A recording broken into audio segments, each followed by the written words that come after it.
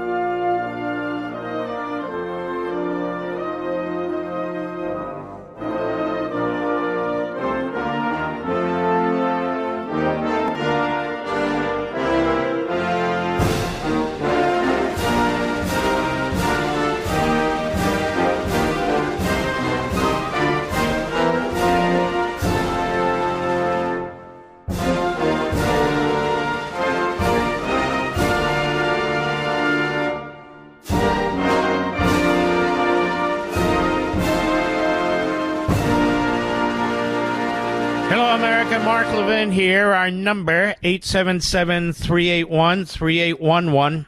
877-381-3811. I'll tell you what's interesting.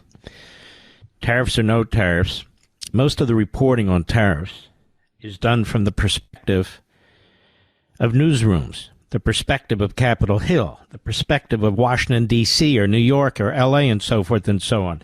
Not from the perspective of fishermen, farmers, ranchers,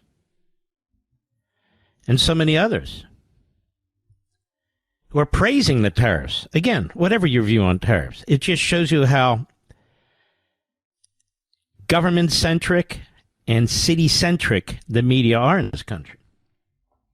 It just goes to show you, and something's happening now that you see, we talked about it a little bit yesterday, that of course the critics never anticipated, which is now we have over 70 countries knocking on the door of the United States trying to negotiate deals on these tariffs. Trump is always underestimated as a deal maker, always underestimated. Look, you don't always have to agree with him. I don't always agree with him, but the fact of the matter is we've never seen anything like this. We just have never seen anything like this. And we will find out how this turns out by looking back. But I think it's going to turn out pretty well. As long as he keeps the pro-growth agenda, and he clearly is committed to it. Apparently there are people on Capitol Hill, the old rhinos and the ruling class republics. Hey, I have an idea. What? What if we just increase taxes on the rich a little bit and not... See, this is what Reagan would not accept. The Marxist pablum. The class warfare crap.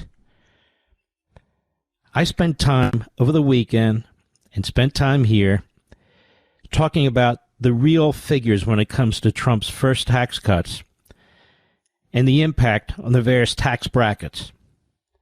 And the fact is, all this talk about tax cuts for billionaires, the billionaires got the least of it.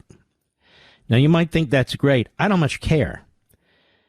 My point is not to screw people, not to attack successful people, not to attack American businesses, which affects our employees and our industrial heartland and all the rest of it. I want America to succeed, not part of America, not some Marxist class that's set up as part of America. I want all Americans to do well. Maybe there's a billionaire industry out there that creates life-saving drugs. So why should they be taxed more? I'm just saying. It just doesn't make any sense to me. We have the highest corporate income tax rates in the free industrial world.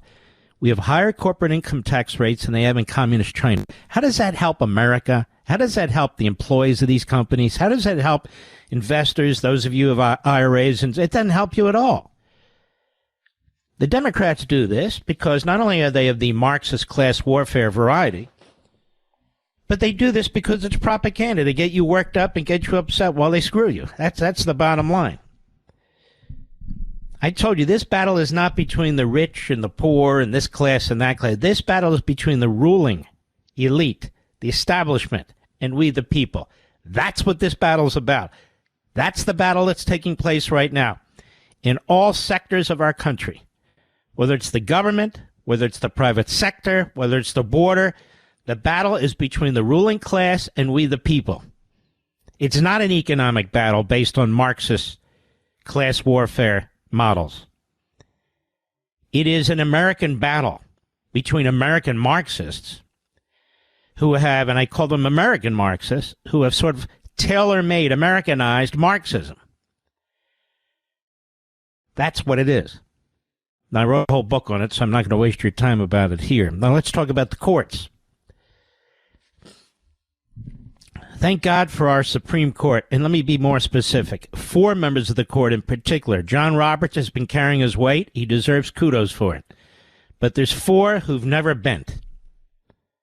Clarence Thomas, Sam Alito, Neil Gorsuch, and Brett Kavanaugh. They do not bend. They understand the Constitution. They understand how it's supposed to work. They understand that the judges under them are not supposed to run the country. We'll have nothing but anarchy mixed with tyranny. That's what we'll have. And I just want to underscore the fact that this is not what our Constitution provides for. This is not what was debated in Philadelphia. This is not what was debated in the state capitals at the state ratification conventions. There's not a single delegate, well, maybe one, Hamilton, but really not any. And not a single in the states ratifier who would have agreed to a constitution that empowered judges, single judges, to conduct themselves this way. And the only fallback the legal analysts on TV have is Marbury versus Madison in 1803, which was a bogus decision. You read your Constitution. Read it. It's short. You will not find judicial review. They call it an implied power. Wait a minute. Does the Constitution talk about implied powers? No, the Constitution talks about expressed powers. Expressed powers. Stay with me. Now, there's a clause, Clause 18, in Article 1 of the Constitution. The necessary and proper clause, we call it. Section 8. Necessary and proper clause. And so you know what the elastic clause. The elastic clause. You know what elastic does. Necessary and proper. So Congress has the power to pass laws that they believe are necessary and proper. That's not what it says. Congress doesn't have carte blanche, can pass laws on anything they want. There's nothing elastic about the clause. The whole Constitution is built and constructed in a certain mindset. Necessary and proper has nothing to do with carte blanche and creating legislation. It means that Congress, or for that matter the executive, have the power to use the means necessary and proper to uphold a specific delegated power that they've been granted under the Constitution. The means, the necessary and proper means to uphold the Constitution, to exercise their delineated authority. To read it any other way is to destroy the entire construct of the Constitution. Separation of powers, balance of power, the 10th Amendment and federalism, later, which was added by the first Congress, and they took that very seriously. It would mean that there's no restraint on Congress. It's like judicial review, where Marshall, the Chief Justice, claimed that the Supreme Court had judicial review. He didn't use the phrase, but that's what he said. An implied power. It's implied. I mean, if the court has the power to make decisions, that is, to look at the various disputes, it has to have the power to make a final determination. But that's not what the Constitution says. It says nothing about such an implied power. It says nothing about judicial review. Nothing. And so these two things alone, the claim that Congress has implied powers, basically to legislate on anything it wants, is a lie. And number two, that the Supreme Court has the implied power to have the final decision, as another lie. Now, that's the way it's worked out. That's what's happening. But it's a lie. Now, Mark, why are you getting into all this history? Number one, I like it. Number two, I think you'll like it. But number three, it applies to these district courts. In the case of Marbury, we're talking about a Supreme Court. Congress passes the Judiciary Acts, as it has throughout our history, and creates these courts. The idea that a single judge in Washington, D.C., or Seattle, Washington, or Boston, Massachusetts, or Providence, Rhode Island, or Manhattan in New York, or you decide, can issue an edict like a dictator, not only outside his or her district, but apply it to the entire nation and impose it on a president under threat of contempt, is so outrageous. It is so incongruous with the Constitution of the United States. It's appalling. And we literally have three Supreme Court justices, the radical Democrats, the Three Stooges on the left, and Barrett, who don't see it that way. Barrett uses sort of procedural arguments, sleight of hand, to throw in with the libs. But it is what it is. And the fact is that she's not only unreliable, she's becoming more reliable for the left. I warned you about her before anybody else, right here behind this microphone. Now people are wringing their hands. Great. Where were they 3 years ago? Nowhere. We have led this battle, you and me, behind this microphone, and then on Fox and on Blaze, to get these courts under control. And I've done it, not because I have power to do it, but because it's the power of argument. It's the power of explanation. It's the power of history. That is the strength of talk radio. That is the strength of having the platforms that I use. The power to explain and persuade and to encourage activists among the people, judges and justices who take an oath to do their jobs. That's why free speech is so important and why the left hates it.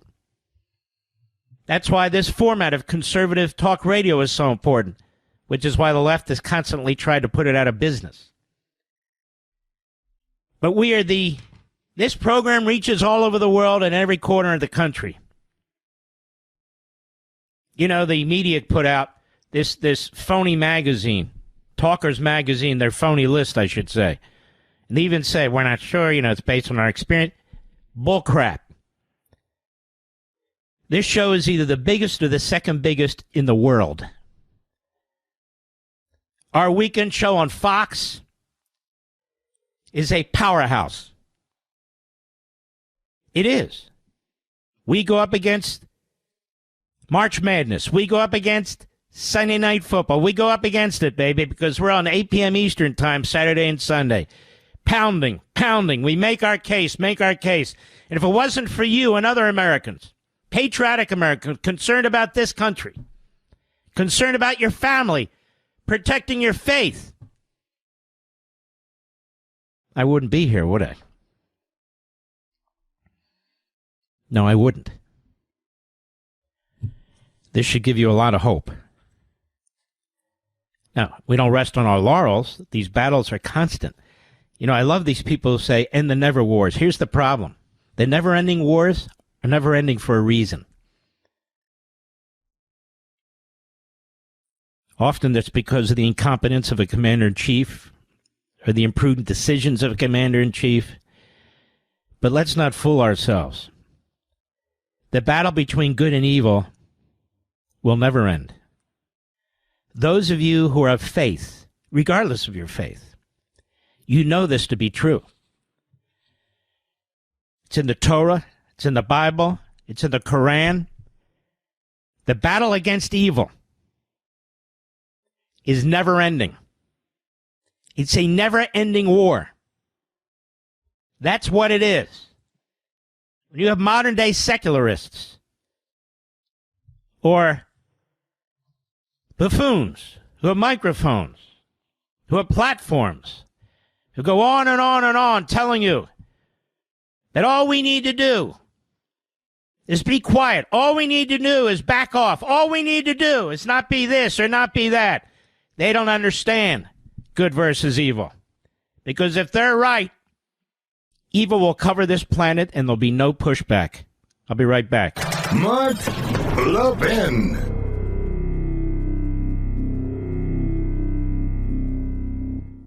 Listen, folks, if you're like me, you're passionate about protecting our American values. That's why I trust the Heritage Foundation. They're dedicated to promoting policies based on free enterprise, limited government, and traditional American values. The Heritage Foundation does more than just produce policy recommendations. They're mobilizing conservatives across the country. And right now, they need you to take action by completing their national survey on President Trump's agenda. Your responses to this survey will help guide Heritage leadership as they work closely with folks in Washington to promote your values, secure America's borders, and restore our freedoms. Here's what I want you to do. Visit heritage.org/Levin, heritage.org/Levin to complete your survey. It's very, very important. My friends at Heritage need you to act now to help them maximize the impact on President Trump's first 100 days. Heritage is committed to preserving our Founding Fathers' principles and ensuring that America remains a beacon of freedom and opportunity. So I know you won't sit on the sidelines. You'll get involved, please, today, and make your voice heard. Visit heritage.org/Levin. That's heritage.org/Levin. Please complete your survey today. That's heritage.org/Levin, paid for by the Great Heritage Foundation.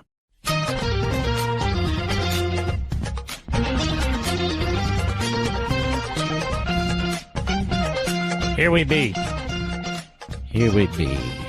Look at what's going on with the Israeli Supreme Court. That's our court in 10 years, I think, Mr. Producer. I think we posted that now. If you look at the last post I made, you have the Israeli Supreme Court that has just put a stay on the Prime Minister's right to fire his equivalent of an FBI director. This would be a man who was the equivalent of an FBI director, the Israeli Domestic Security Forces, who didn't see October 7th, and if he did see it, didn't tell the Prime Minister about it. And Netanyahu seeking to fire him after a report came out, and the Supreme Court steps in and says, I'm sorry, we have to look at this more carefully. The Supreme Court of Israel has no authority to do that, but it did it anyway. Because there's no restraint. I'll be right back. Folks, I need to talk to you about something crucial to the future of America. Our friends at the Heritage Foundation are on the front lines fighting for our conservative values. Heritage is dedicated to promoting policies that will help bolster our economy, protect our borders, and uphold the rule of law. They're working tirelessly to defend our Constitution and the principles that make America exceptional. To help accomplish this, they need you to complete their national survey on President Trump's agenda today. So you can participate in this survey by going to heritage.org/Levin. That's heritage.org/Levin. Your responses are crucial to this survey, and they'll provide Heritage leadership with crucial feedback as they work closely with the folks in Washington to promote your values, secure America's borders, and restore our freedoms. By completing this very important survey today, you're standing up for the values that have made this country great. And my friends at Heritage need you to act now to maximize their impact on President Trump's first 100 days. So please don't wait. Our future depends on you. Together, we can make a difference, and future generations inherit a nation that is free, prosperous, and strong. So please, right now, visit heritage.org/Levin, heritage.org/Levin, complete your survey, and join the fight for America's future. That's heritage.org/Levin, paid for by the Great Heritage Foundation. This is the nation's town hall meeting, and you can join in at 877-381-3811. I am well aware of the power of propaganda, particularly in the hands of a 99.9% monopoly media. And when I say monopoly media, I mean ideologically monopoly media. There's simply no question, if you read on freedom of the press, the extent to which the Democrat Party is the media, and the media are the Democrat Party. There's simply no question. And so you either have people who fight this, and I don't mean physically, violently, but fight it from the bottom up, organize, excite people, help lead people, or you surrender to it and just whine all the time and wring your hands. I was writing a friend just now. Ladies and gentlemen, conservative talk radio was not handed to us. It was not handed to us. It wasn't like somebody had a quick idea that we ought to take these AM stations that are struggling, trying to figure out what niche they are or should be. Now that FM has come along, and of course now we have satellite. Beyond that, you've got live streaming and podcasting and all the rest of it. That's not how it happened. It started with local hosts all over the country in the 1940s. It takes time. And then the building of ratings, because the conservative hosts, while they may not have said, hey, I'm a conservative, but they had their conservative ideas, were more electrifying, were more intriguing, were more interesting, more compelling than the others. And so they created a little niche. That wasn't their intention, but they did. Then you had some really smart people who came along, and they bought a handful of stations. And they decided, we're going to take some of these local hosts and we're going to put them on 5 stations. They're that good. Or maybe more.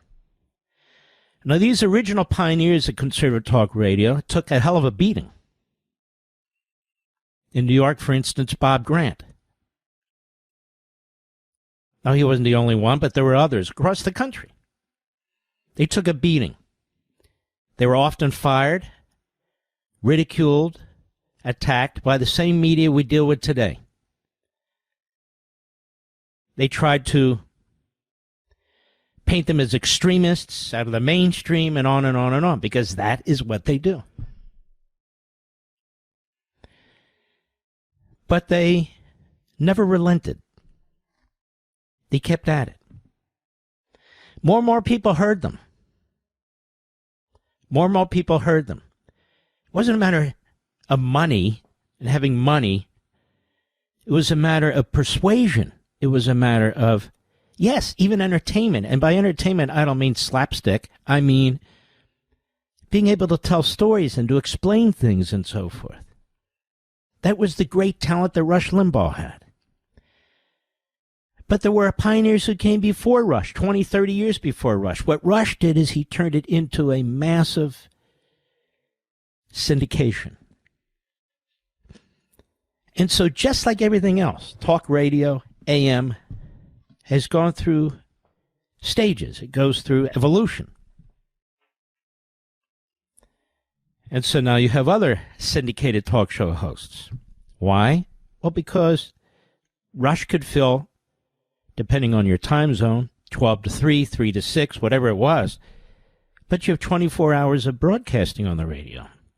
And even if you're just going to do 6 a.m. to midnight, that leaves a lot of real estate. And so people talk with ratings. Meet you. If you don't have good ratings, you're not going to make it. So what is the answer? How do you get good ratings? By being yourself, not being somebody else.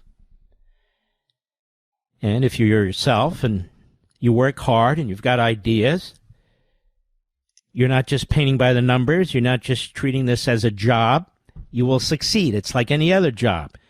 If you really are motivated, you really work hard, look, you're going to fail. I don't know of any human being who hasn't failed. Rush said he was fired 7 times. You're going to fail. But then you pick yourself up and you keep at it. If you keep whining that the other side has more money, if you keep whining that they're better organized, that they're going to have more money, they're going to be better organized. Success breeds success. Success breeds success. Everybody wants to be in at some point. If you're successful, which raises a whole different bunch of issues, but I don't need to go there. So the point is, success breeds success. And so the format became bigger and bigger and bigger. You can't rely on one person, one billionaire, one president, one whatever, to make changes. I'm just talking about talk radio, but to make changes in a society.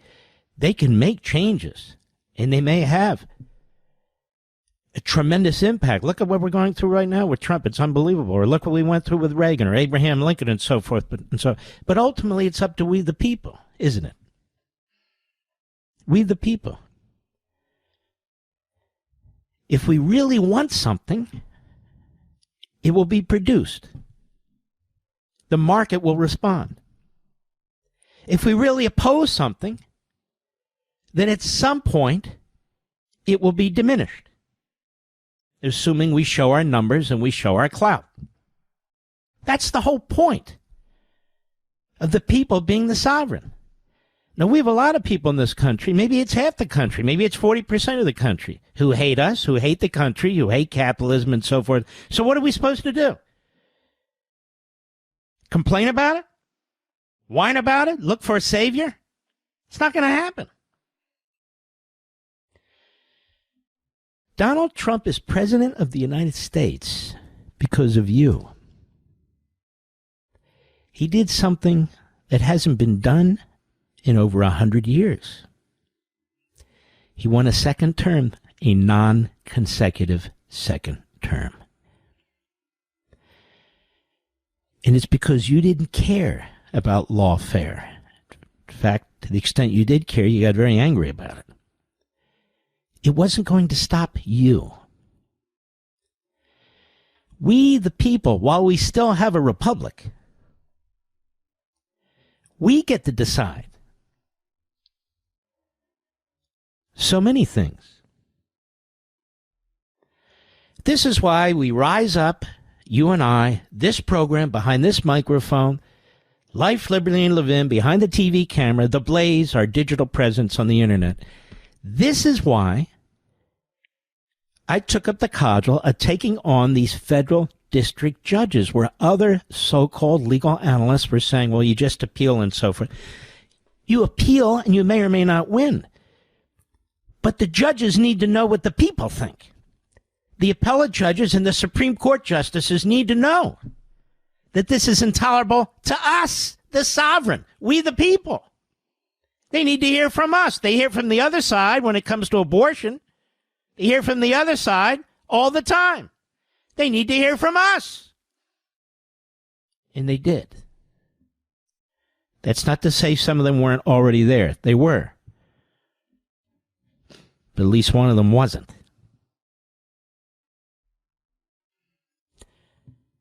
That's why speech,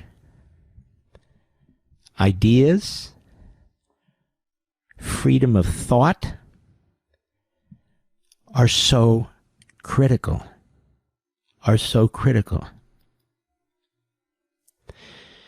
When you look at the Marxist movements that have taken place all over the world, this diabolical ideology that isn't even coherent, it has resulted in the death of 100 million people. They didn't start out with a lot of money. They didn't start out as part of the majority. In fact, those revolutions were dirt poor. It was started typically by intellectuals or teachers or professors or thinkers or quote unquote. But they were in the wilderness. Our opponents don't sit around and say, well, what's the point?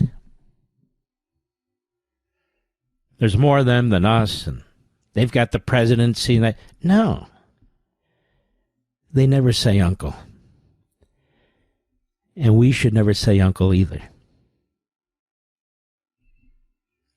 We've got immense power. Immense power. You look at Israel, they have a judicial Politburo right now. It has literally seized the power from the people and the elected branch for itself. It is now dictating to a prime minister, the most popular, longest-serving prime minister in the history of that country, whether or not he can fire the equivalent of an FDI director that failed his country and the people of Israel on October 7th. So what do you do? What do you do? Maybe 35% of the people think that the prime minister should defy the court. Well, those 35% need to speak out.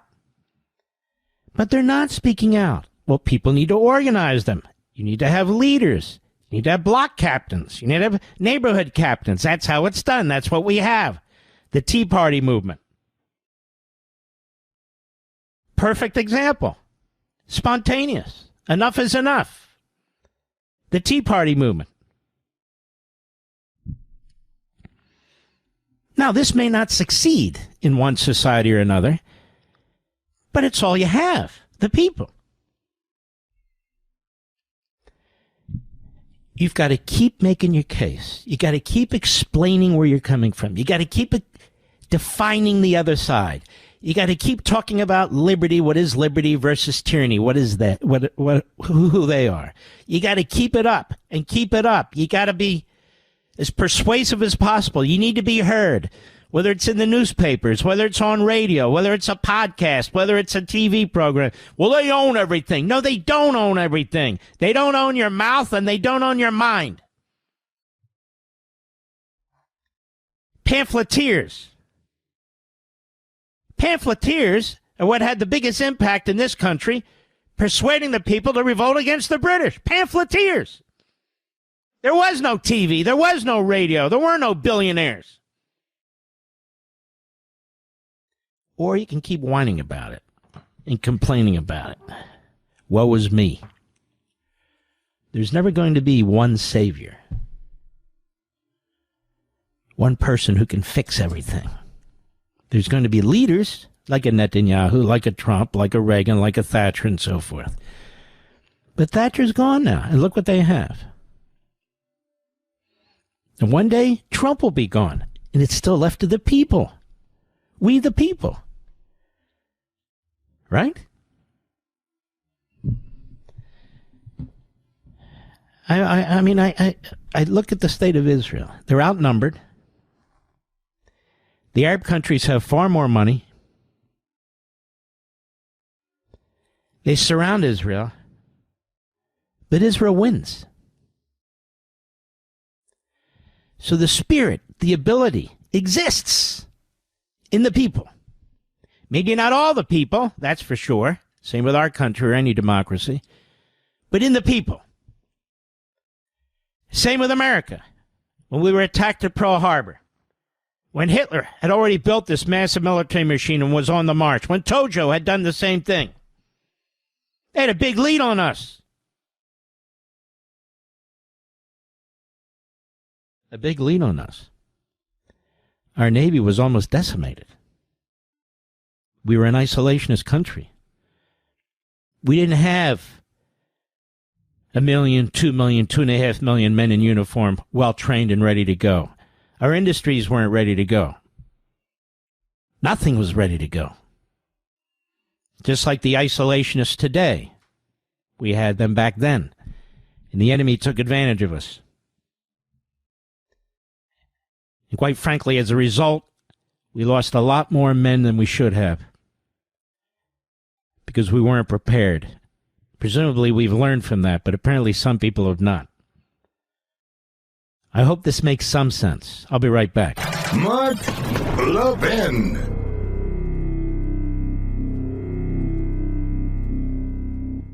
Listen, folks, if you're like me, you're passionate about protecting our American values. That's why I trust the Heritage Foundation. They're dedicated to promoting policies based on free enterprise, limited government, and traditional American values. The Heritage Foundation does more than just produce policy recommendations. They're mobilizing conservatives across the country. And right now, they need you to take action by completing their national survey on President Trump's agenda. Your responses to this survey will help guide Heritage leadership as they work closely with folks in Washington to promote your values, secure America's borders, and restore our freedoms. Here's what I want you to do. Visit heritage.org/Levin, heritage.org/Levin to complete your survey. It's very, very important. My friends at Heritage need you to act now to help them maximize the impact on President Trump's first 100 days. Heritage is committed to preserving our Founding Fathers' principles and ensuring that America remains a beacon of freedom and opportunity. So I know you won't sit on the sidelines. You'll get involved, please, today, and make your voice heard. Visit heritage.org/Levin. That's heritage.org/Levin. Please complete your survey today. That's heritage.org/Levin, paid for by the Great Heritage Foundation.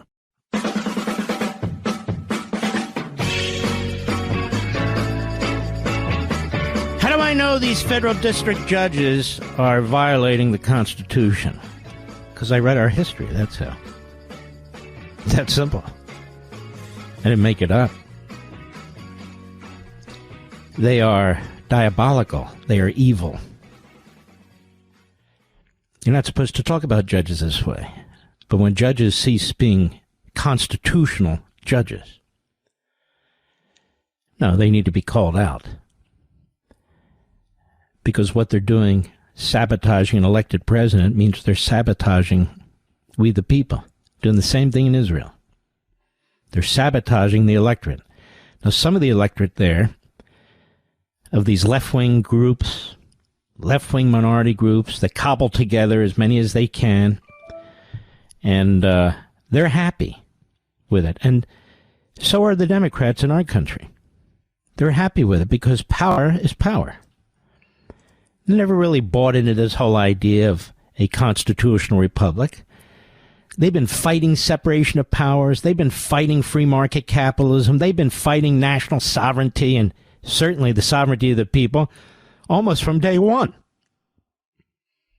Why do you think they celebrate Hamilton more than they celebrate Jefferson and Madison and so forth and so on? But that's not my point. My point is that these judges, they know what they're doing, I know what they're doing, and now you know what they're doing. They are the antithesis of constitutional government. They are damaging it severely. Severely. And then they claim if you don't follow our orders, you're in contempt. And then they get their legal analysts on TV. There they have them. Pom-pom legal analysts all dancing in stride, all marching in stride, going on and on about how defying a court order is outrageous. And I would ask them this. The anarchy of these lower court judges in defying the Constitution, you're not all that worked up about. But if we violate, we, meaning you and me as a whole, as a society, if we violate their order, then that should be punishable by imprisonment. Not them violating the Constitution. So my question is a simple one to them. Why is it that them violating the Constitution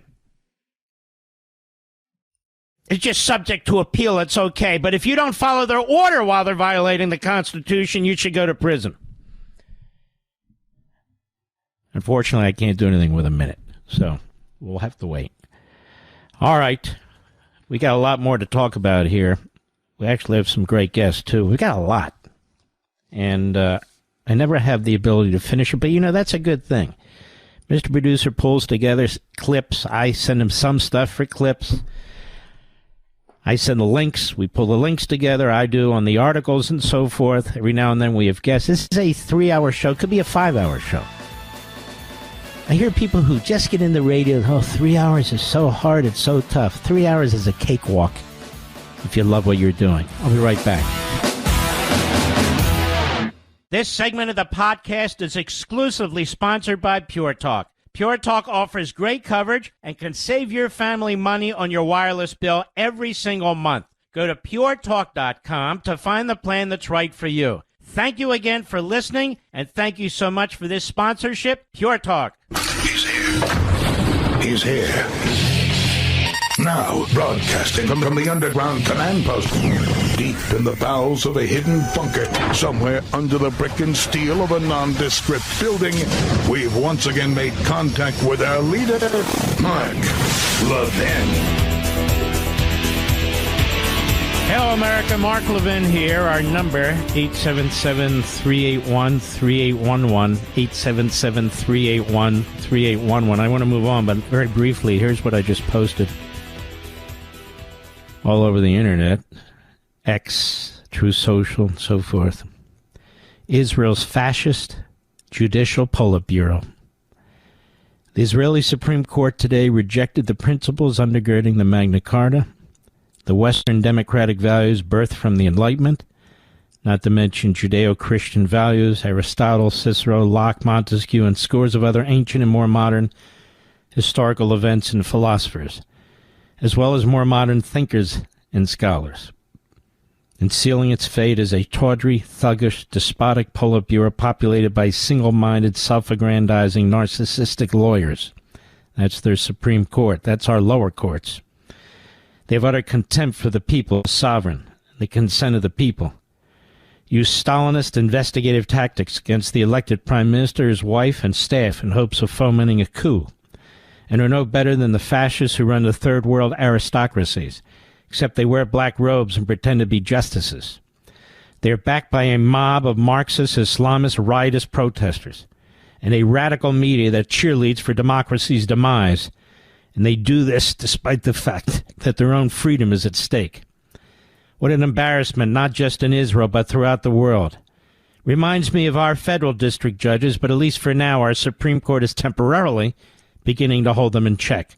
But that, too, is likely to change if we lose the majority on the high court. We are perhaps a decade or so, maybe less, behind the Israelis, as there are no effective checks on our judiciary either.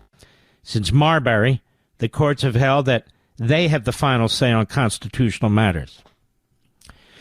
And so you see, ladies and gentlemen, there's no restraint. Now you might say, hey, come on, we can abolish the court. I'm the one who's made that case. But we're not going to. We're not going to, despite all the talk in the hearing. We're not going to abolish any court. It's not going to happen. And then you know what the Supreme Court of Israel does? When they have a new piece of legislation that comes up from their Knesset, effectively their Congress, to reform the judiciary and so forth, they rule it unconstitutional, or they rule it a violation of their laws. What do you think our Supreme Court would do? In the wrong hands, in the hands of the left. They do the same thing. they do the same thing. You know what's on at 9 p.m. Eastern Time tonight on ION, Mr. Producer? Come on now. It's Tuesday night. Come on now.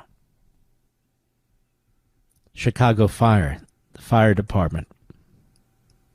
You firefighters are going to love that show if you watch it. Oh, yeah. 9 p.m. Eastern. Ratings came in this week, and I want to thank you folks. You know, it's funny. I told you this earlier today, I think, maybe yesterday. 8 p.m. Eastern, it's like 6 p.m. to 9 p.m. on the radio. 8 p.m. Eastern on cable TV on Saturday and Sunday. That's where the massive amount of primetime competition is. So when you have March Madness, or when you have Sunday Night Football, or when you have basketball, or whatever, just like on radio 3 to 6, on the weekends, from 8 p.m., 8 p.m. is the red line for cable. Can you withstand it or not? You folks are unbelievable. Now, Saturday, we had the Final Four and two of the teams playing, Auburn and Florida, were on my time slot. And you're not going to believe this, Mr. Producer. The coveted 2554 demo, I won it. You believe that? And we had the highest number on cable news on Saturday night. Sunday night, prime time, we had the highest number on cable news as well. Because there was no sports. And when we have a clear field, baby, we're unstoppable. Why? Because of you. You, the people. That's why. You, the people. That's what I try to explain to people. Trust the American people. Talk to them. Try to persuade people. I'm not talking about the fanatics on the left. They're unpersuadable. They need to be defeated. Rather than us be victims, they need to become victims.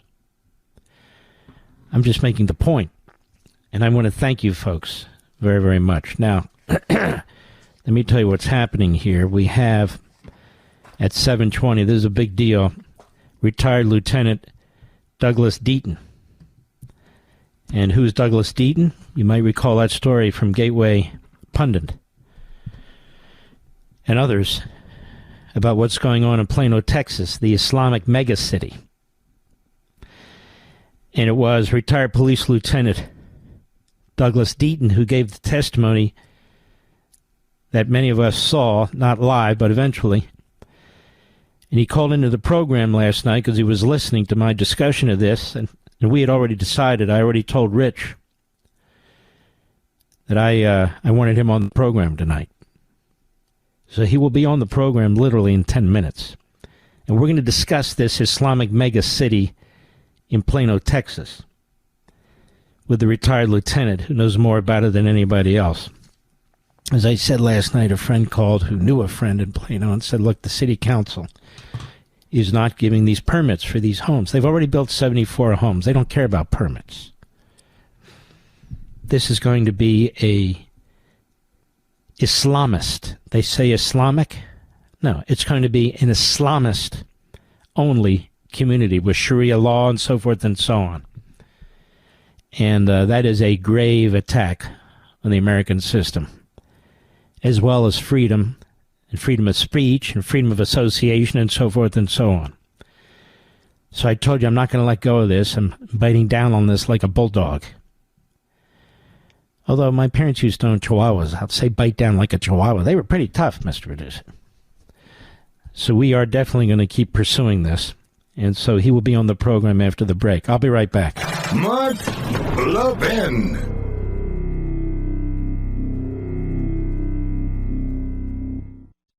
Don't get suckered into the same old free phone game by Big Wireless that comes with a lot of fine print, like requiring you to sign up for 4 lines plus activation fees, plus.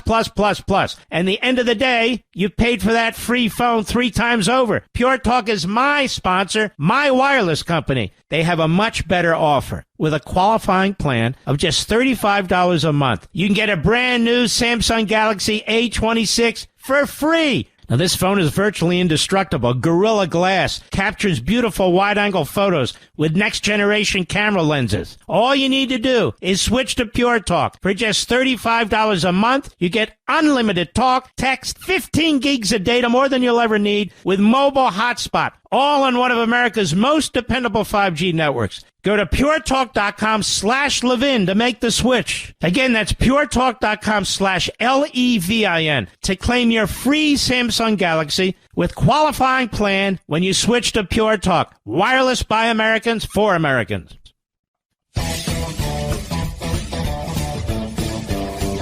Well, I don't know the gentleman. I have heard him in the clip that has been online. Retired Lieutenant Douglas Deaton. How are you, sir? I'm doing great, Mark. Thank you for having me on. Well, tell us, let's start from the beginning.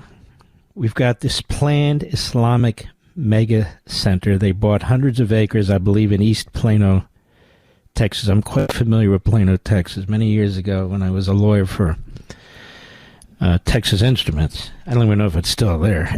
Plano was a budding suburb. You know, they had like 30,000 people. Now it's got, what does it have, 1 million? I don't know, but it's a lot. And so they decide to put this place right next to the sheriff's. I don't know. You explain. What is going on there? Well, so the recent controversy is about a planned development in Collin County, which is the county where the city of Plano is located. The new development that we're talking about would be very large, with approximately 1,000 homes, and would effectively be its own autonomous zone. Now, that is not in the city of Plano, and to be very clear, they have not broken ground on it yet, even though they have purchased the land. The point that I was trying to make during my public commentary is that the East Plano Islamic Center, which is actually located in the city of Plano, on the east side of Plano, according to its name, it already exists. Many people seem to be misunderstanding that this was a plan to build an East Plano Islamic Center, but some people mistakenly believe that it had been stopped. And so I wanted to make sure that people understood, no, the East Plano Islamic Center already exists. There is a huge mosque there. There is already an existing neighborhood. There is a school there. There's a financing company there. And some of the things that are occurring in that place, I believe that most reasonable people of any faith could agree that those things are highly irregular. Well, let me ask you this. Who's in charge of what has already taken place in the city of Plano? A particular imam? So the leader of the resident scholar and leader of the East Plano Islamic Center is a gentleman named Yasser, I believe, Mahdi. I may be mispronouncing his name. I apologize. But he is he's definitely the leader there. He's all over YouTube. He's all over the internet. He's extremely popular, and he's definitely the man in charge there. And so it's what does he preach? His last name is Qadi. Well, he is effectively the religious leader there. And I guess what I'm saying is he preaching hate against America or hate against any other ethnic groups? Well, I'll say this. What I have seen is that he, in the past, we know that he's said some things about trying to minimize the scope of the Holocaust. He's certainly very pro-Palestine and anti-Israel, at least according to what I've seen.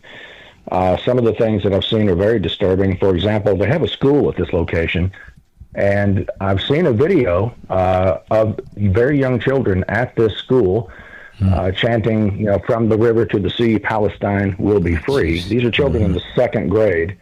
And then other children in the second and third grade holding up their hand-drawn maps of Palestine in which the country of Israel does not exist. Mm-hmm. So I think one can draw their conclusions from that.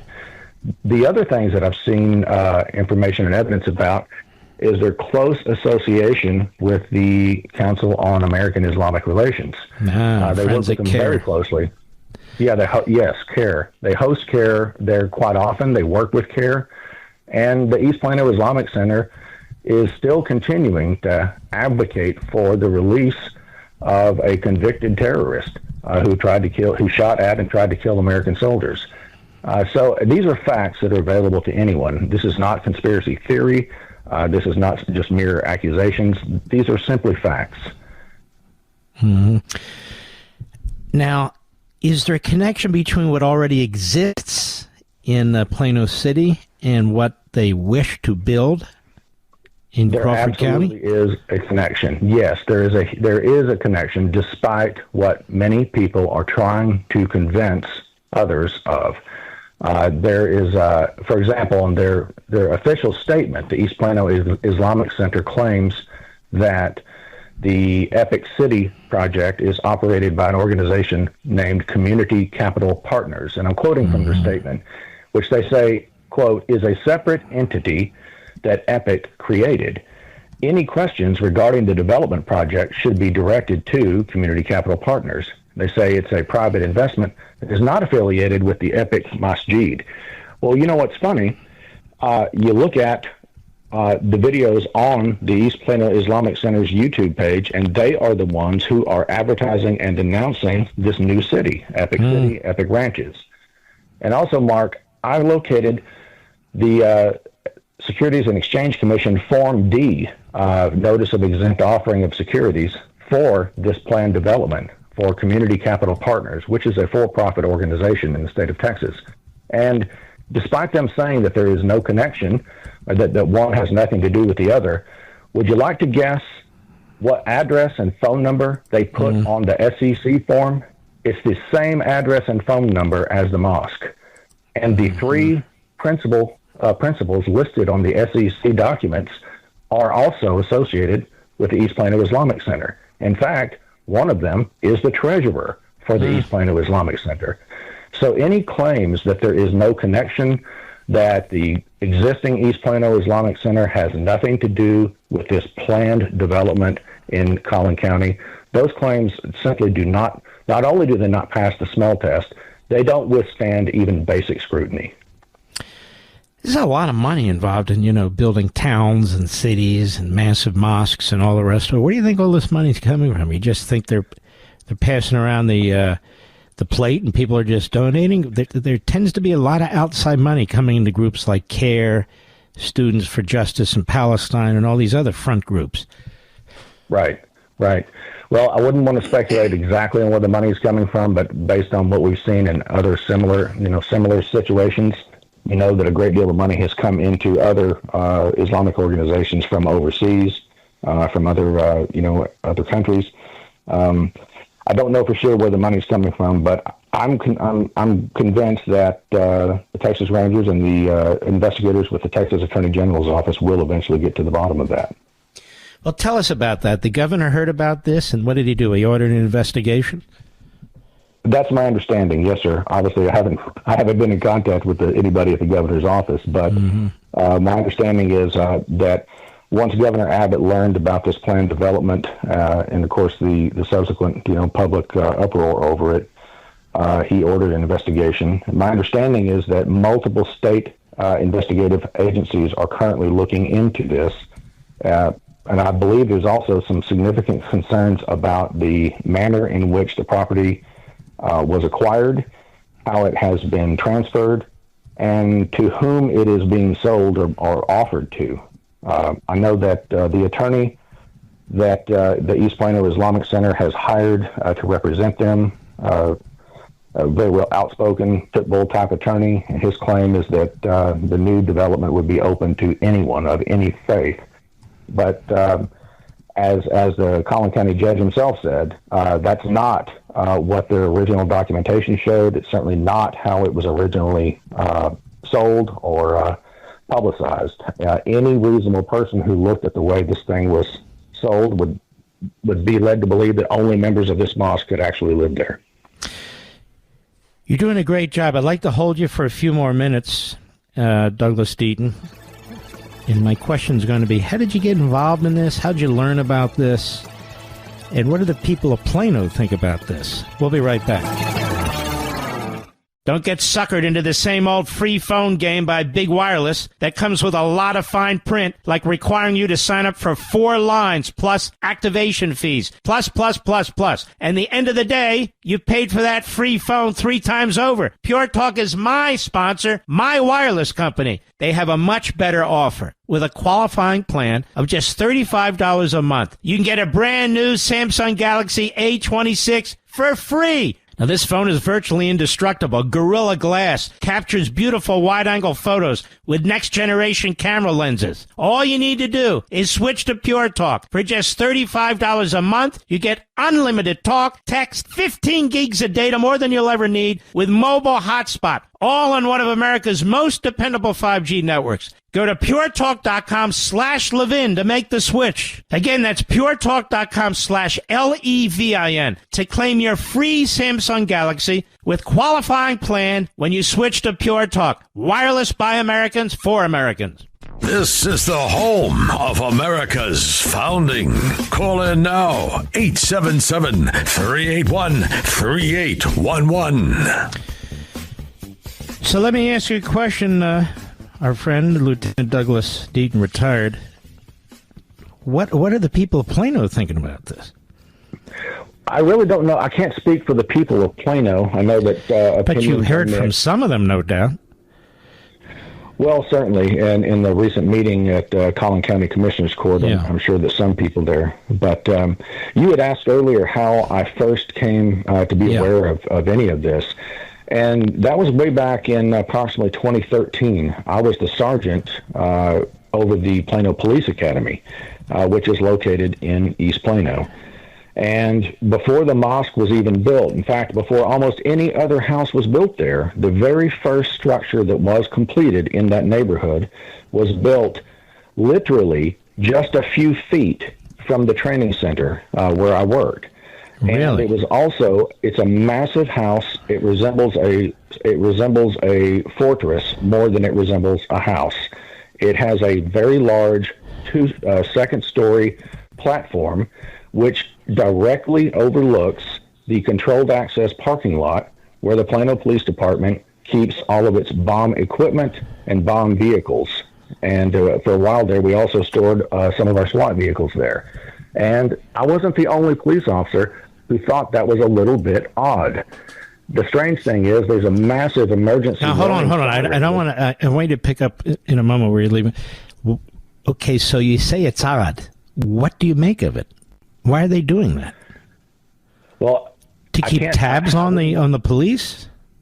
Well, that's what many people believe that it was originally built for. Obviously, yeah. I can't say for certain what the intent is, but I can say... What do you think? Well, my opinion is that the platform there certainly looks an awful lot like an observation post and possibly a shooting platform. Wow. That's exactly what it looks like. And again, I'm not the only person who thinks that.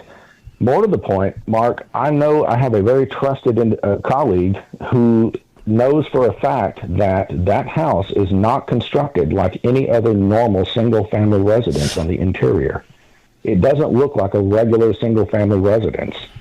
It has 2 exterior front doors, which appear to be very, very serious doors, not the kind you would see in a house, but something more like in a commercial building. And I have been informed that the inside of that house on the first floor has numerous identical living quarters, almost like a hotel or a hostel, a place that you could keep a substantial number of people, almost like another friend of mine said it looked an awful lot like a safe house. Mm-hmm. Those are not my words, that's somebody else's words. Well, let me ask you this. Is the town able to send... I mean, just from a zoning perspective, a bureaucratic perspective, aren't they able to take a look at this? You know, one would think so. I will say this, Mark, the city of Plano has a very, very detailed, I think it's like a 13-page ordinance about short-term rentals, but nobody seemed to have taken a look at any of this kind of stuff. We've turned a blind eye to some of these developments and some of these buildings. And I'm not making any accusations. I'm saying that there's clearly something out of the ordinary that has been occurring there for quite some time, and that it bears looking into. I think so, and I think with the governor on the spot there and sending in state law enforcement, they'll be able to take a look at it. It's my understanding, I read that at least in the state of Texas, these kinds of Sharia towns are not permitted, and nor should they be, because the whole goal here is assimilation. It's not to create these separate enclaves where people have their own laws and so forth. No. That's my understanding as well. I mean, it's one thing to have, obviously there are many different types of religious enclaves throughout America, but the difference here is that we're talking about an organization. Yeah, but Sharia law, let me just say, you make a good point. Maybe there's an Italian community or a Jewish community, but they don't say their law is the law that you follow, not the American law. I don't know of any other group. No, I don't either, Mark. And, something else, that Islamic financing company that exists within this neighborhood, it's on their website that their purpose is to have financial transactions which are Sharia-compliant. It's amazing. They're right there. It's out in the open. And guess where their headquarters is? It's in Michigan, about 15 minutes from Dearborn. The epicenter. Yeah. Let me ask you a question. Have you been concerned about your safety? Do you have any reason to be concerned about your safety since you brought so much attention to this? Well, I've taken precautions. And again, Mark, I have a pretty robust background in law enforcement and SWAT and shooting and all of that. And my circle of friends are some of the most capable people in North America. So don't screw with you. Well, no, that would be really unwise. I don't seek out any conflict. I do not want any trouble at all. I'm not making any wild, bug-eyed accusations. I'm simply referring to evidence and information. No, you've been very careful. Well, let me ask you this. So we talked about how you got interested, or really how this really came to you in many respects and so forth. Is this something you're retired that you're going to stay on top of and keep monitoring and keep talking about? I'm not really sure about that, Mark, because I'm not an activist. There's plenty of other activists out there. Right. These days, I run a consulting company, an investigations company, and I typically work as a litigation consultant and use of force expert. I mostly work on cases involving SWAT teams, police use of force, and firearms. So this is not something that I've spent a great deal of time on. I'm not obsessed with this. But I do think it's an important issue, and I just want to be sure that the investigators working on it, as well as the general public, are fully aware of the scope and the connections involved. That's all. Do you happen to know, I don't know if people have contacted you, if this is going on elsewhere? Do you have any knowledge of that? In the state or the country? In the city of Irving, Texas, which is also part of the DFW Metroplex, there's also another Islamic Center that was built immediately next door to the Irving Police Training Center. Jeez. And again, just like in Plano, the police training center there was in existence for quite some time before the Islamic Center was built next door to it. I know that several other law enforcement guys have contacted me, and we've all asked ourselves, how many other police departments and police training centers and secured police parking lots with critical equipment in it have also had strange buildings built immediately next to them that look an awful lot like an observation post? And we don't know the answer to that question. So you've got Plano, you've got Irving. What is it about the Dallas-Fort Worth area that's the focus of this sort of thing? Do you have any idea? I don't know, but obviously it's a very it's an expanding area. I mean, it's a huge economy here. There's roughly 7 million people living here. If it was its own individual city, it'd be one of the biggest cities in North America. It's just split up into many different, the Dallas-Fort Worth area, as you know. But it's been growing rapidly for many, many years. There's a lot of opportunity here, and there's a lot of room to develop and grow. And I think that attracts everybody. From all walks of life and many different faiths, and I think there's probably some opportunities for some of these groups as well. And I'm wondering, though, but, I think for the average American like me, looking at this from a distance, I was not aware that there were so many Muslims that had settled in the Dallas-Fort Worth area. I mean, you look at New Jersey, you're aware. You mentioned Michigan, you're aware. Is that what's happening there, or is this being done to attract more and more people there? No, there are a tremendous number of Muslims in the North Texas area, in the DFW area, as well as in Houston, Texas. There's a number of very, very large mosques in the Dallas area. I mean, there's 2 large mosques in the city of Plano, very large. You may be familiar with the other mosque. That's where a lot of guys from the Holy Land Foundation attended service. Really? Yes, that's correct. So that's another whole interesting thing. But yeah, I think the big issue here, though, is everybody is entitled to their own beliefs and to be able to practice their faith.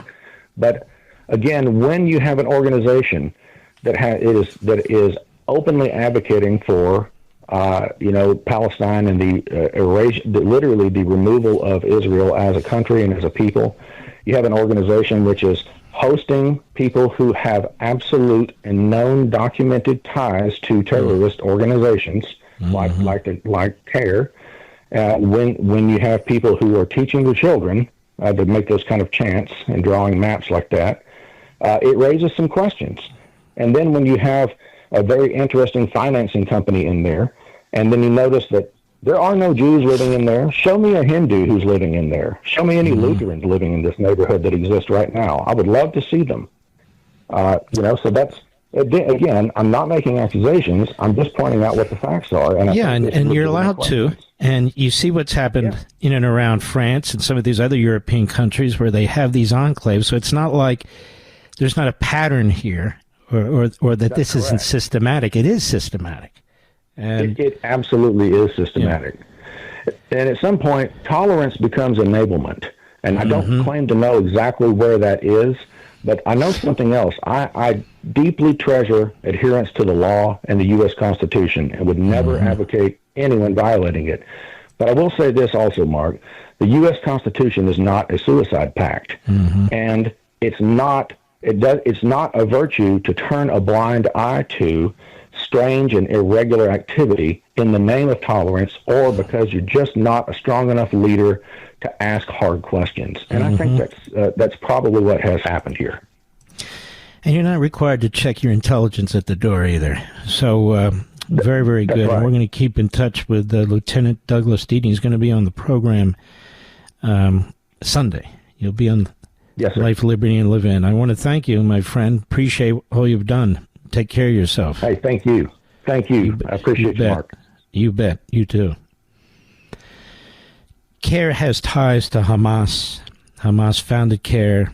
The FBI recorded it secretly. They bugged the hotel room they were in.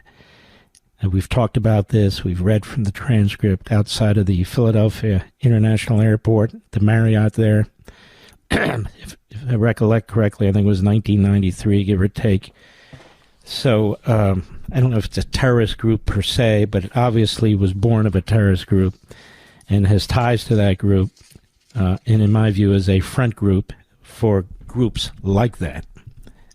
So the fact that CARE is involved doesn't surprise me in the least. I'll be right back. Mark Levin.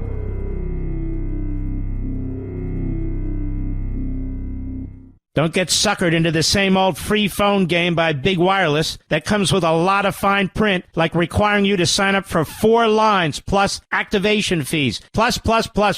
And the end of the day, you've paid for that free phone 3 times over. Pure Talk is my sponsor, my wireless company. They have a much better offer. With a qualifying plan of just $35 a month, you can get a brand new Samsung Galaxy A26 for free. Now, this phone is virtually indestructible. Gorilla Glass captures beautiful wide-angle photos with next-generation camera lenses. All you need to do is switch to Pure Talk. For just $35 a month, you get unlimited talk, text, 15 gigs of data, more than you'll ever need, with mobile hotspot, all on one of America's most dependable 5G networks. Go to puretalk.com/Levin to make the switch. Again, that's puretalk.com/LEVIN to claim your free Samsung Galaxy with qualifying plan when you switch to Pure Talk. Wireless by Americans for Americans.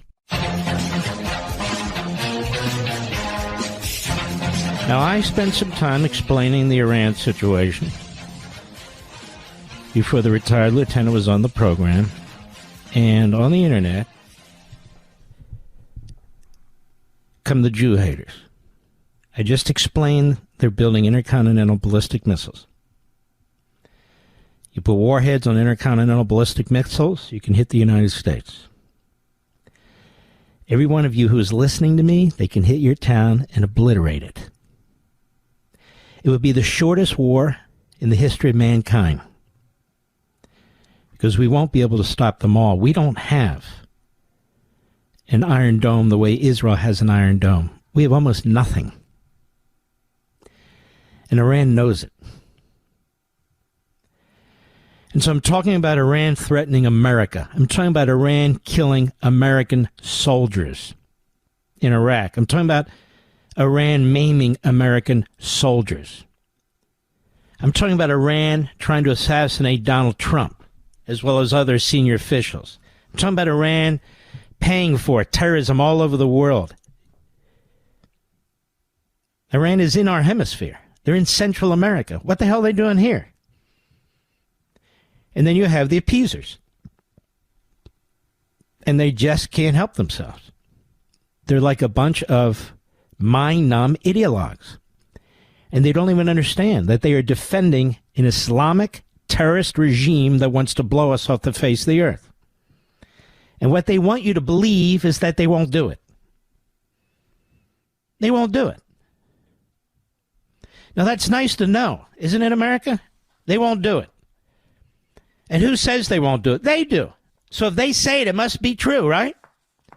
Now, you had Zuhdi Jasser on here last night. He's Muslim. And he explained, oh, they'll do it. They'll do it. At some point, they're going to do it. Because they believe this is their salvation. That's the mindset. That's the belief system of the Islamist fundamentalists. And so what do you want to do? Bet all of humanity on it? Bet your family on it? Bet your country on it? Is that not the stupidest damn thing? So the warmongers are the Iranians, and the people who are defending that regime, they're the warmongers. Not me. Not those Americans, red-blooded Americans with common sense, who know exactly what I'm talking about. We're not the warmongers. They are. And their mouthpieces are the warmongers. Just like Tokyo Rose was for Japan. Warmongers. I'll be right back. He's here. He's here. Now, broadcasting from the underground command post, deep in the bowels of a hidden bunker, somewhere under the brick and steel of a nondescript building, we've once again made contact with our leader, Mark Levin. Hello, America. Mark Levin here. Our number, 877-381-3811, 877-381-3811. By the way, just to finish up, you know, when we have people in this country that give aid and comfort to the enemy, in this case Iran I'm talking about, that makes war more likely, not less likely. More likely, not less likely, because Iran actually thinks that's a very serious view with the vast majority of Americans, when in fact it's a cabal of individuals who have an ideological view of this sort of thing, and a very poor view of this sort of thing, very poorly considered view of this thing, considering what's at stake. Now, that's just the truth. All right, let's do a little bit of this. Mr. Producer, we're going to have Douglas Murray on the program in about 15 minutes. He's fantastic. But before we do, Pam Bondi this morning on Fox on keeping America safe from left-wing kook district judges. Cut one, go. These liberal district judges thought that they could control our entire country's policy, Donald Trump's policy, on keeping America safe. They cannot do it. And this was, again, a landmark ruling for the rule of law yesterday. And it's so important because these flights will now continue. These terrorists, they are foreign terrorists. They are alien enemies to our country, and we will continue to deport them.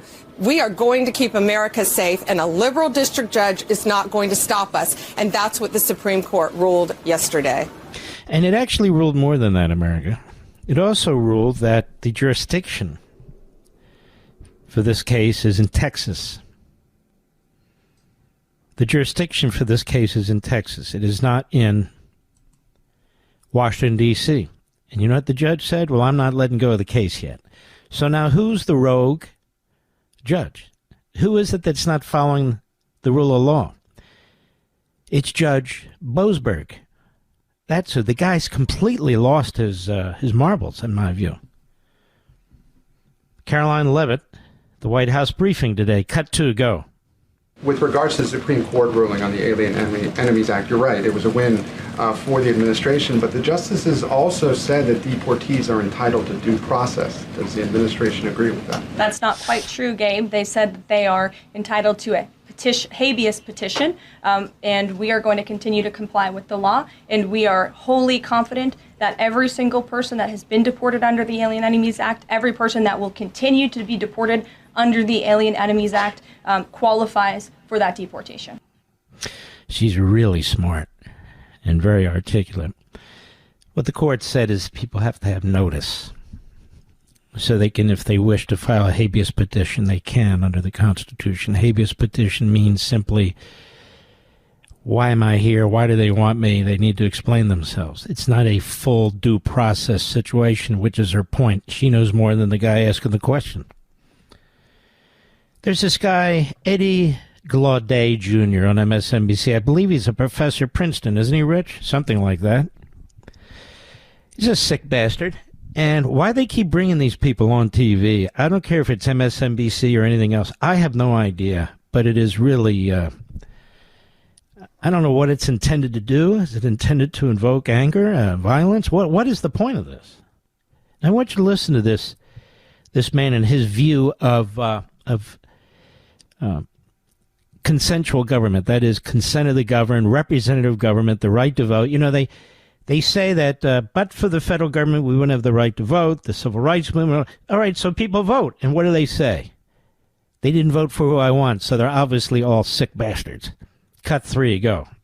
I don't know what it's going to take for the American people, for 78 million Americans, to deal with what motivated them to make the choice to elect this man again, to make the choice that will allow these people to undermine every fundamental assumption we have, that you can just be disappeared, and then they can argue that, a court is getting in the way of their ability to exercise, foreign policy in some ways, right? I don't know. Pal, aren't you supposed to be a professor? I find most professors to be pretty ignorant, actually.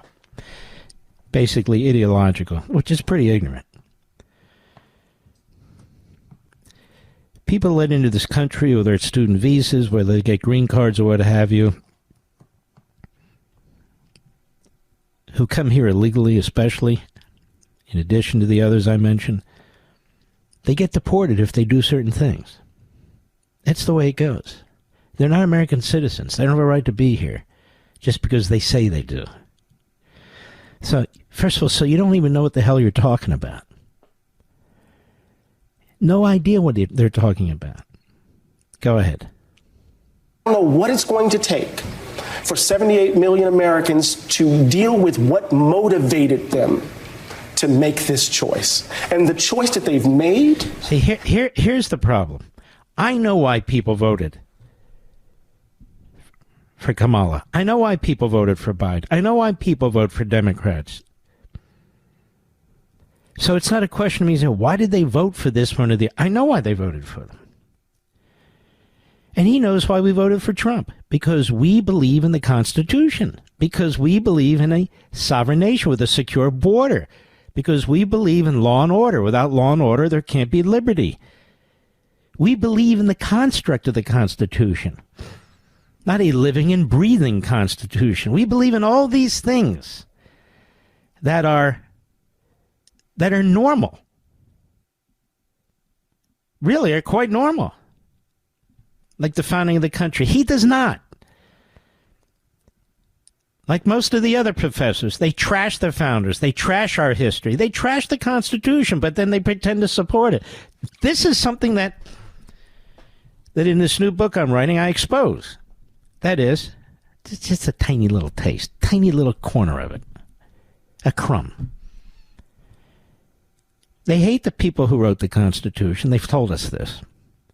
They hate the fact that the Constitution is an effort to impose on society for all of time the views of slave owners and the views back then, and as opposed to a modern society and a growing society. So they hate all this stuff.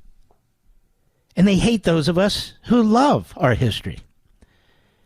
They hate those of us who love our country. And then when they start attacking us, they try to pose as the patriots who believe in the Constitution, who believe in democracy, who believe in voting, but they don't. They only believe in it if they win. That's why they've built this permanent class, this ruling class.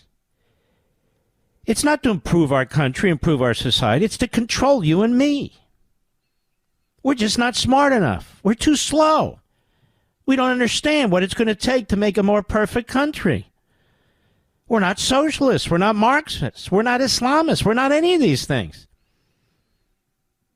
Go ahead. Be honest, is to literally throw the Republic into the trash bin.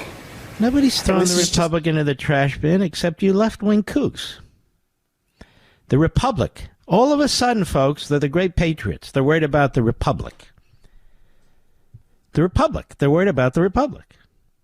So all this talk, I guess, about the framers of the Constitution, all this trashing about how the Constitution's too confining, all this promotion of progressivism, which grew out of Marxism in Europe, just a joke. They didn't mean it. Doesn't mean anything. All this talk about the originalists, the textualists, the constitutionalists, who really embrace it, who they trash and smear and character assassinate, they didn't really mean it. Because now they're the constitutionalists. Go ahead. The tariffs is another. Shut up, jackass. I've had about enough of you. We'll be right back. Mark Levin.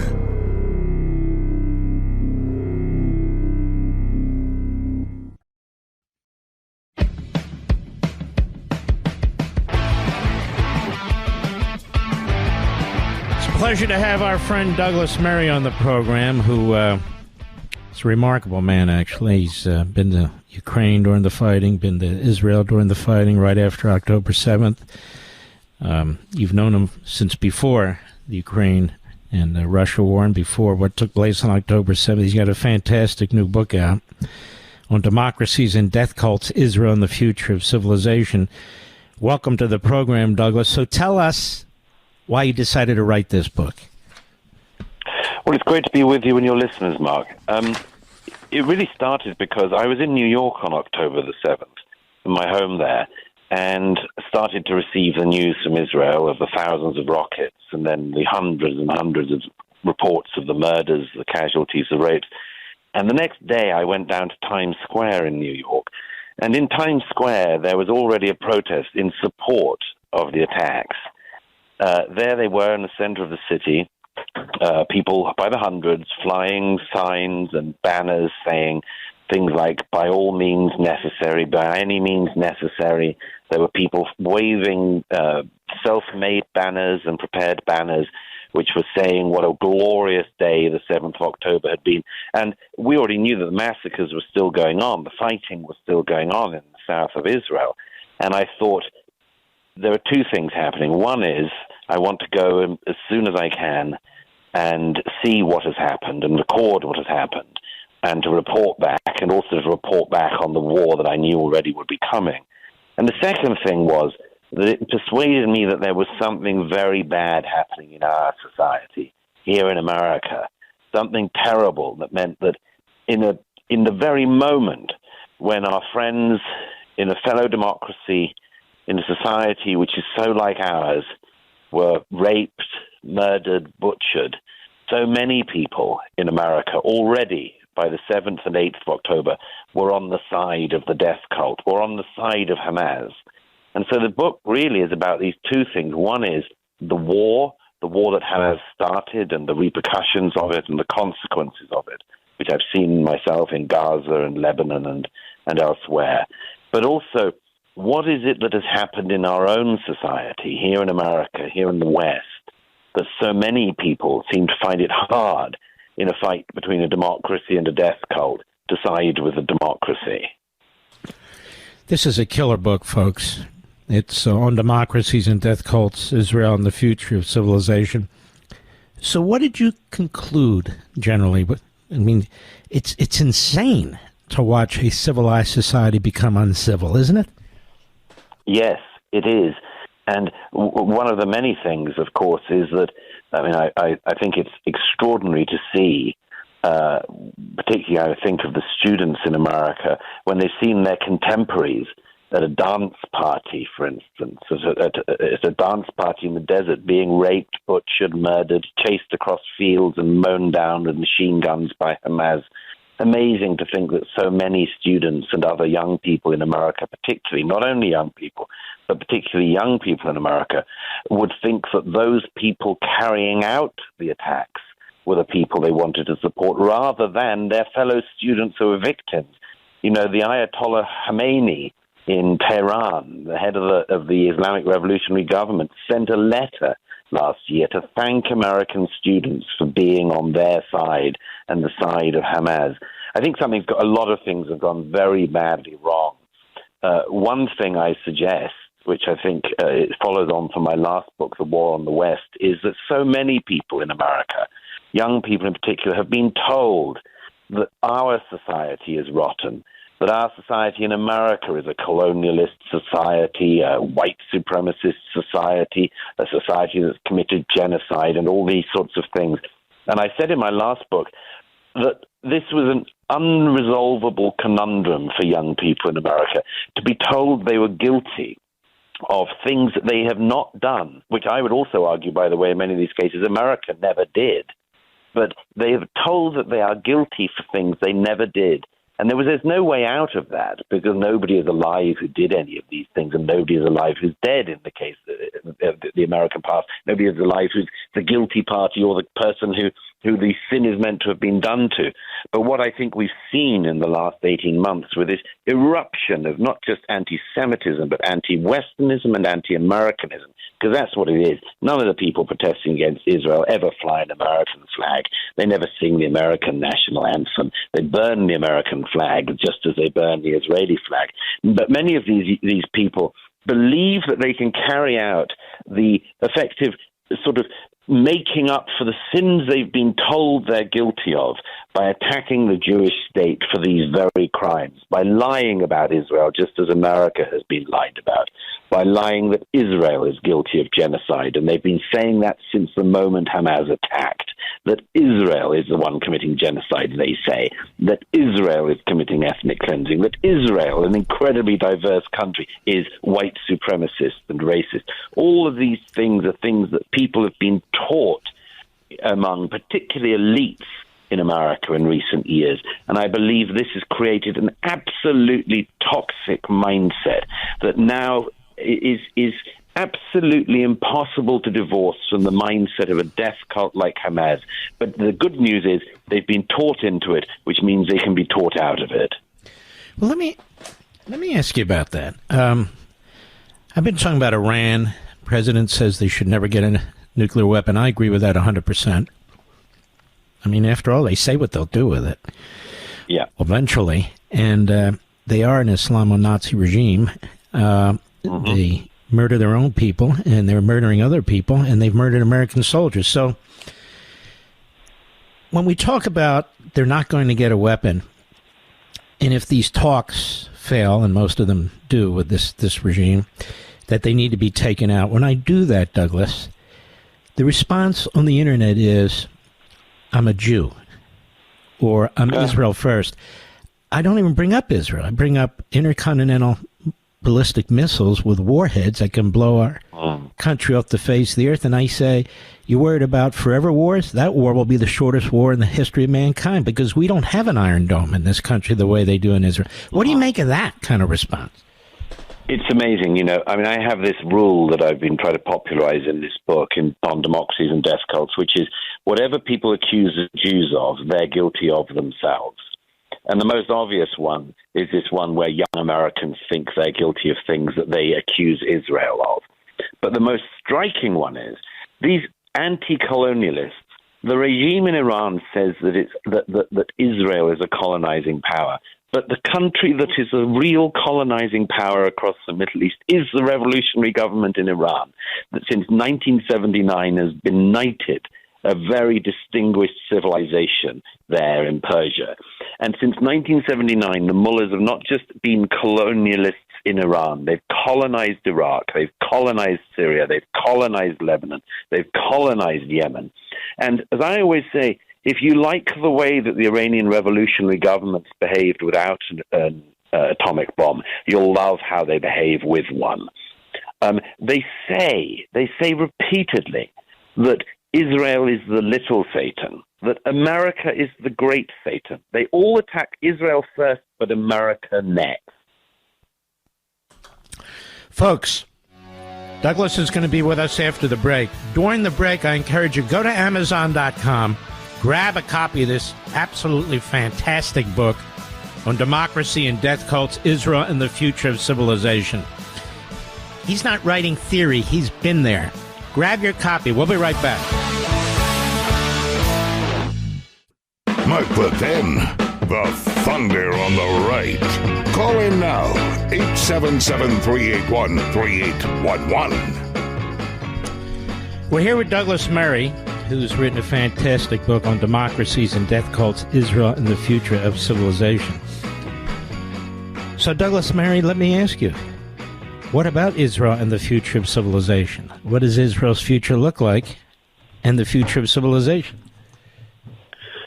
Well, I see the two as being very intertwined, and I'll tell you briefly why. The young people in Israel, much like young people in America and the rest of the West, there's often criticism of them. They're said to be on Instagram, they're said to be on TikTok all the time, and to have grown weak and liberal and much more. And if you look at the polls that ask young people in America and Britain and other countries whether they'd fight for their country if it was invaded like Ukraine was in 22 or like Israel was in 2023, sadly, a minority of people say they actually would fight for their country. And there's an interesting thing I've learned in the last year and a half of covering the war in Israel, which is that many older Israelis thought the younger generation didn't have it in them. And I've spent most of the last year and a half embedded with the IDF in Gaza, in Lebanon, Israel, and everywhere else, speaking to victims as well. But the crucial thing is I've seen the way in which a generation can rise to the challenge, can rise to an existential threat. And even people that weren't expected to, perhaps especially the people that weren't expected to, have been put through a time of unbelievable trial and have found themselves to be magnificent, to have found that they are able to fight for their civilization, for their faith, for their countries, for their communities, and much more. And I think that as well as the death cult ideology, which I look into in this book, the people who literally worship death, like the mullahs in Tehran, like Hassan Nasrallah, who now has got what he wanted, those people worship death. But on the other side are those people who actually value life. And I've seen the IDF, I've seen the young generation of Israelis having stared into the face of these death cults, having seen what they're capable of, the barbarism, the horror. They've stared into the face of that death cult, and they've shown that you can defeat it. And I think there are so many lessons, some practical, but some very, very deep, that all of us can learn from this. Because we're very lucky in America. We don't face likely land invasion. But that doesn't mean that there aren't these threats by these people, these groups, these governments out there against us as well. And I think that, among other things, we have been through a period in the West where we've venerated victimhood. We've celebrated victimhood. We've made an absolute fetish of victimhood, and that the most victimized person, the person who can say they're most oppressed, is the person we should listen to the most. And the young generation in Israel has shown something else, which is what can happen if your society orients itself again towards courage and towards heroism. And I think that most young Americans, actually, if you strip away the rest of it, they are absolutely able to be orientated in a good way as well. And that there's no reason to give up on the cause of civilization despite the challenges which we see. Mm-hmm. Very, very good. In these universities and colleges, I think President Trump and his people are handling this right, defunding them, yes. Trying to round up the main agitators and so forth. Don't you agree? Absolutely. It just goes to show, doesn't it, what can happen if you have a bit of political leadership. Mm-hmm. There's no reason why on the 8th of October, 2023, President Biden couldn't have gone to Qatar and say, you make your friends in Hamas give over all the hostages, including the American hostages that you're holding, and you give them over now or else. History would have been very different if that had have happened, but that didn't happen. Mm-hmm. It's the same with the people in the streets of American cities, and it's not just college campuses. Last night, Grand Central Station in New York shut down by a pro-Hamas mob, a pro-terror mob. These are people, of course, they're such cowards as well as being so wicked. They're such cowards. They simultaneously cover themselves in their kafirs and their terrorist chic and also wear COVID masks because obviously they're very scared of the COVID-19 variants. I'm sure we can all agree. Yeah. But these cowards, these cowards, they have been not only at American college campuses, but they've been on American streets. Last year, there was a recreation of the Nova Party festival that came to American cities. And in one American city, there was a father who'd lost his daughter at that festival, but he was there to open the commemoration. He walked out into the street, into a mob that was chanting support for Hamas on American streets. This is so clear to me, and I think it should be so clear to Americans. This could all have been shut down. There is no need to import more people who support the death cults. There is no need to encourage people into a generation that believes that Hamas is some kind of liberationist organization. And if our colleges didn't teach this rubbish and this rot, and if our political leaders and others hadn't put up with it so long and had countered it, if the adults had been in the room, much of this would not have happened in America. And it's a very good thing that it's starting to stop now. And and by the way, the book is On Democracies and Death Cults, Israel and the Future of Civilization, Douglas Murray. And no matter how long I have him here, it's not the same as reading the book, which is much more involved. And it's very, very compelling. You're a very compelling storyteller. Nonfiction storyteller about what's taken place and so forth. And let me ask you this. I was curious. Do you ever get many threats or anything of that sort? I'm sure I do, but I don't take any notice of it. Right. I don't like whining and carping. And when I see young men and women actually on the front lines, actually having to fight, and risk their lives, I think that it's ridiculous for me to in any way complain about any pushback I get. I have to say, much more than any pushback, I see enormous support, because I see in America in particular many people who are fed up with what we've been made to put through to go through in recent years, and they want to be on the side of the good, and they want to be on the side of the right, and they don't want to be on the side of the people who want to destroy our civilization. And it's worth just remembering the groups like the one at Columbia that everyone has been talking about. Their stated aim is not just the destruction of Israel. It is, quote, the complete destruction of Western civilization. Very well. game on. I want to see them lose.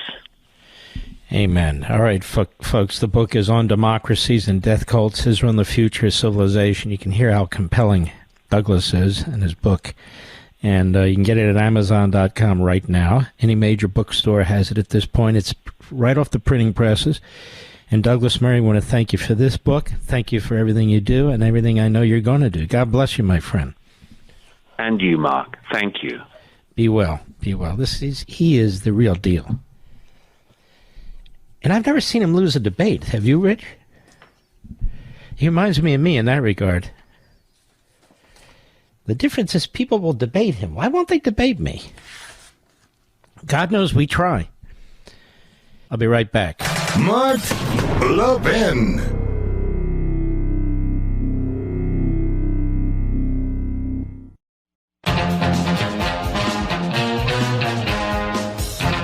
Let's take some calls, shall we? Yes, we can. Let's go to Ryan in the Villages, Florida, Sirius XM satellite. Go right ahead. First, it's a great honor to speak with you, Mark. I've been a fan for many, many years. Thank you, Ryan. The Villages, a lot of happening in the Villages. Yes, we actually, my husband and I moved here 2.5 years ago from communist California. So I just want a lot of people out there to know there are a lot of gay conservatives. And by the way, I know this very, very well. People come up to me and they say, I'm gay and I'm conservative. I always say, well, why do you have to announce your sexual preference? You don't have to do it with me.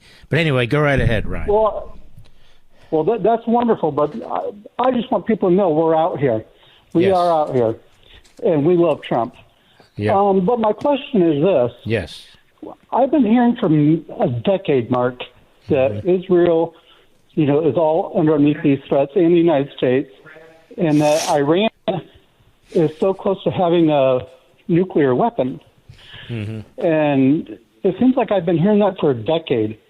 So what has gone on? I don't think you've heard for a decade that they've been close to getting a nuclear weapon. They're working on a nuclear weapon. I think you've heard that for a decade, and we know that's true. And Obama cut a deal with them about a decade ago, and when Trump was first in, he got rid of that deal. He said, look, that deal ensures that in 10 years they have a nuclear weapon. Why would I agree to that? And what people are talking about are various levels of turning the uranium into a weaponized form of uranium. So when it hits a certain percentage, they're getting closer and closer and closer. And what they've been doing is sort of they slow down and then they speed up. They slow down and speed up, depending on what they think benefits them. And finally, the organization at the UN that monitors this about 2 months ago said, hey, they won't even let us in. They won't let us see anything. There are, how can I put this? There are techniques for determining how far they are, how far they've gotten based on, satellite observation, other activities that I'm sure they have underground. And so it is the belief of the international organization that looks at this, that's no friend of the United States, as well as the Israelis, as well as the United States intelligence, and now as well as European intelligence, that they're a blink away. And so that's the problem. Well, let's say that we have to take that out. Mm-hmm. Russia has said that, they don't you dare do it. No, Russia hasn't said that, actually. And, the Israelis took out Saddam Hussein's nuclear plant. Menachem Begin did. And the world said everything would, the whole world would blow up, and it did not. And so Hussein did not. Syria was working on one that had been taken out.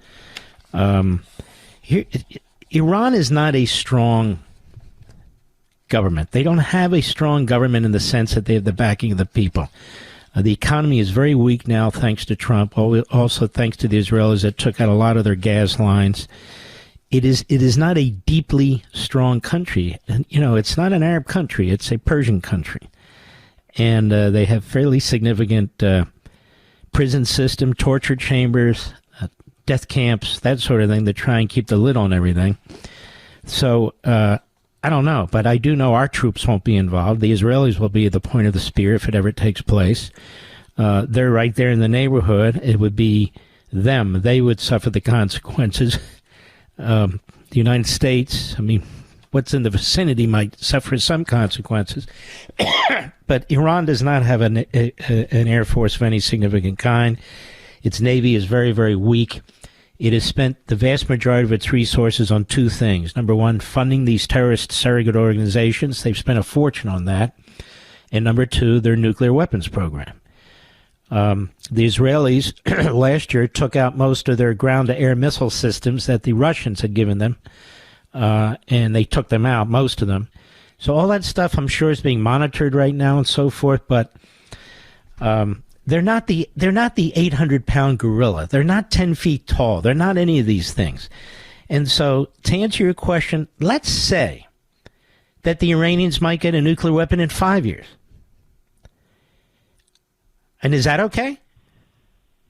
No, oh, absolutely not. I mean, I don't trust the Iranians at all. I mean, I worry very much for Israel for that.